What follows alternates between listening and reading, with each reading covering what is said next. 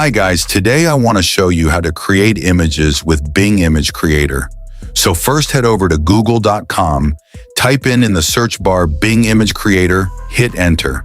Now head over to this link when it says Image Creator. Make sure it's bing.com link, the official website of Bing. Click on it now, it will be directed here to this prompt page.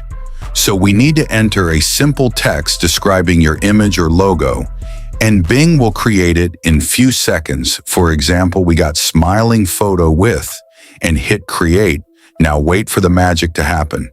So you have a simple Microsoft Rewards here that you can create an image with it. Now the image is still loading and generating, just be patient.